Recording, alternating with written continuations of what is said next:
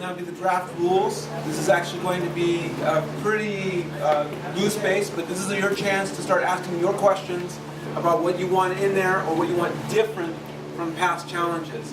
This is a big deal for some of us at least, because we have some opinions that need to be shared.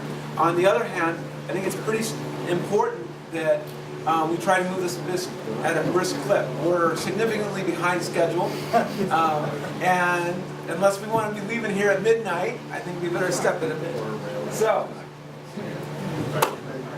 Probably thinking it's him again, but this will be my last presentation. What I thought I'd do is just quickly go through, I have about 7 charts that cover a bunch of different topics related to the rules.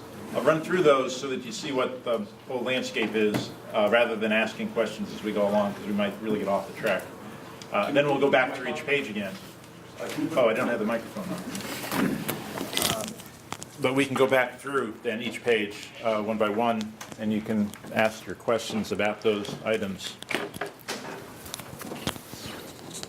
Oh, we can't just start asking questions now?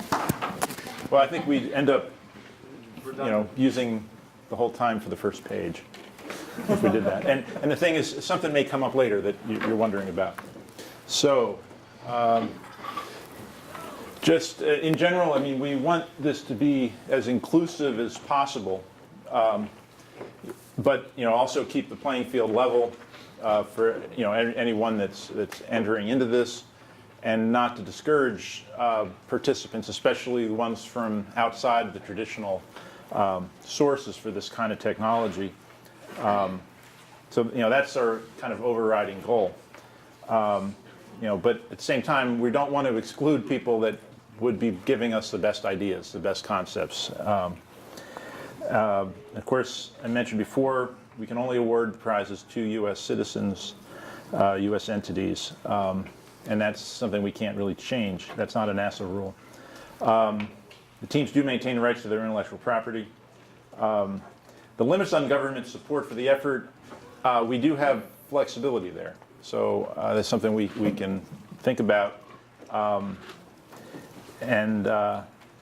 think that things that were developed under government funding, if they're made available to everybody, even at a cost, I think that's still fair. So certainly I think we could be open to that kind of thing. Teams need to register to be part of the challenge. We already had a little discussion on registration fees, but certainly you make more comments on that. And in that process, typically, and this is based on how things have been done, every member of the team specified. However, teams might have somebody that's sort of has a very minimal role, so we probably have to have some reasonable definition of really who's a full team member and who might just have an incidental involvement. We have had a requirement that teams report to the Allied organization on a regular basis as to how much they've expended. The reason for that is in order to have some way of measuring the program itself, how much is being invested versus what the government is investing in this. So that has been a requirement. What is then done, though, is that information is just compiled into one total amount. So the specific amounts each individual team has invested are not publicly available. And the other, I think, kind of overriding thing is that I think that we don't want to have rules that would exclude unconventional ideas. We've all, I think, mainly thinking about rockets doing this. There may be sort of other ways, or at least hybrid kinds of ways, of putting something in orbit.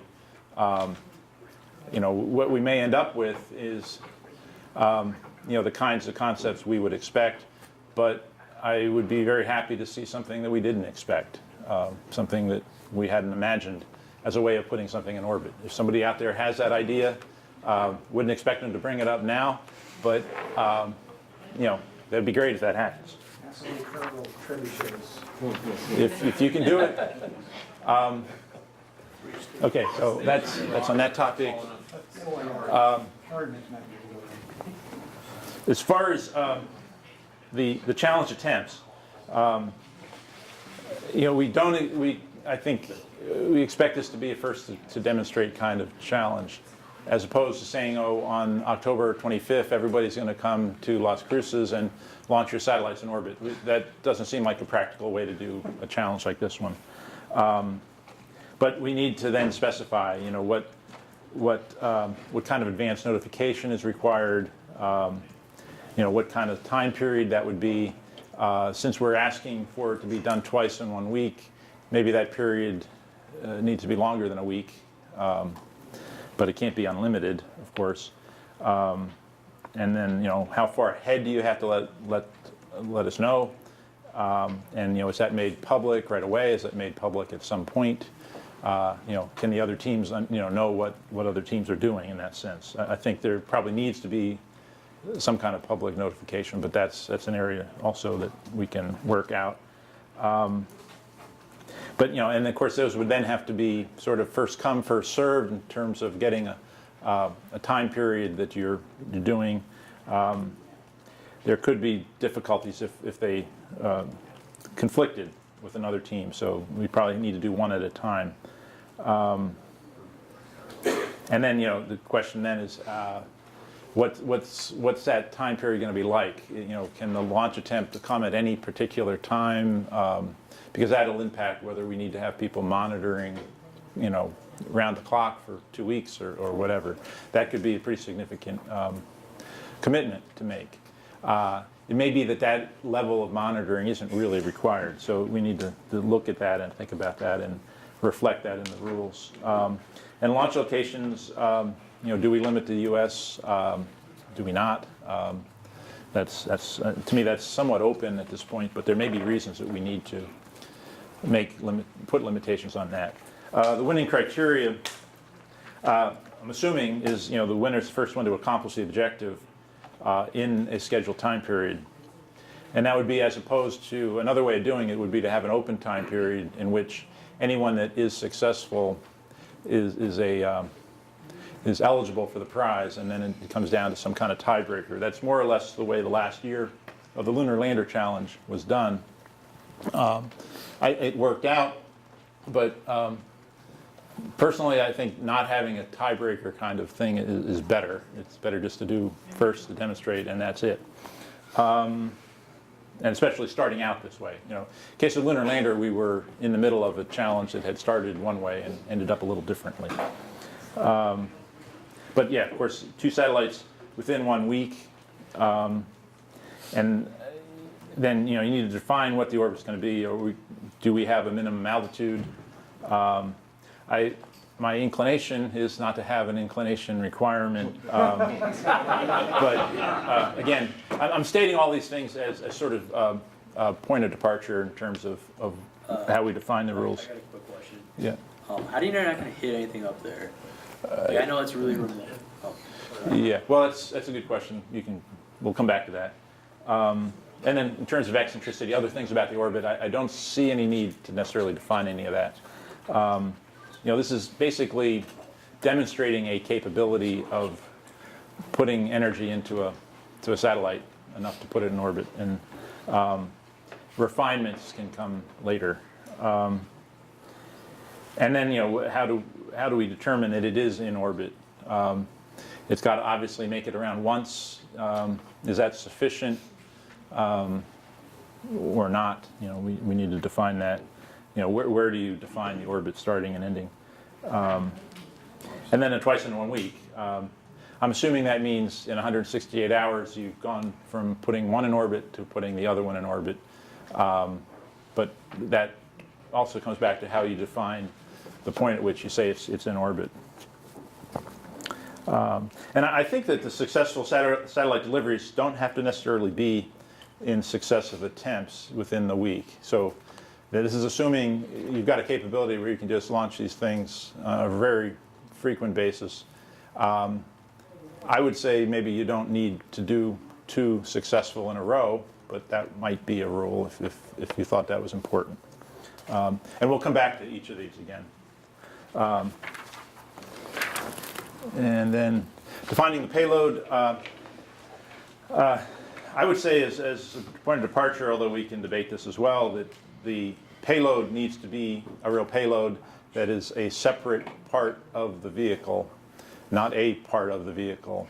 So it could be removed and the vehicle would still work without it. And to me that makes sense. If it's a delivery system, it needs to be able to deliver a range of different things, not something that's specifically designed to only be delivered by that system. Payload mass at least 1 kilogram. Again, that's to set a bottom floor. Whoever's developing this system may have their reasons for doing something larger than that, but by making it very small, I think it opens up the range of possible design solutions as about as wide as possible. In a way, if we could make it just a point mass, that would be fine too, as far as just demonstrating a capability. But I think 1 kilogram, we've seen, might even be provide a practical capability in terms of the satellite itself. But it's certainly maybe the bottom end of that. And the payload size, again, it's 10 centimeter cube, basically the CubeSat, and a 1U CubeSat in this case. Doesn't mean it can't be larger than that.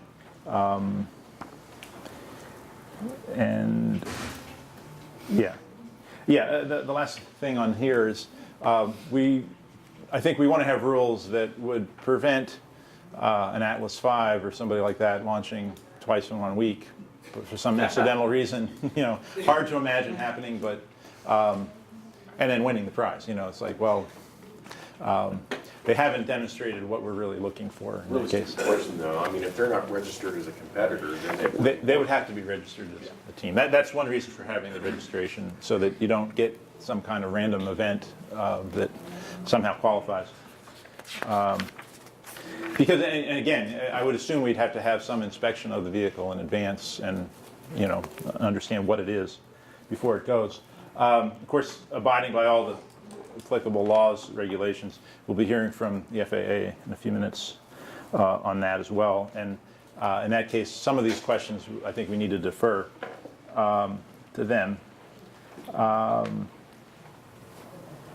We need to think about, in terms of the rules, what will be required as far as inspecting this vehicle or system in advance, including the payload. And then what the range safety and other safety requirements are, shut down abort systems, things like that. What types of propellants are allowed. The Lunar Lander Challenge did limit the types of propellants that could be used, basically to the less hazardous, less toxic types. And the, we want to be sure then in these safety rules that we do take into account the possibility as best we can of systems we have not anticipated. But I think the fact is you always have to sometimes go back and, interpreting rules, make new determinations. And those kind of things I think can be handled by presenting that back to the community of competitors and saying, we didn't anticipate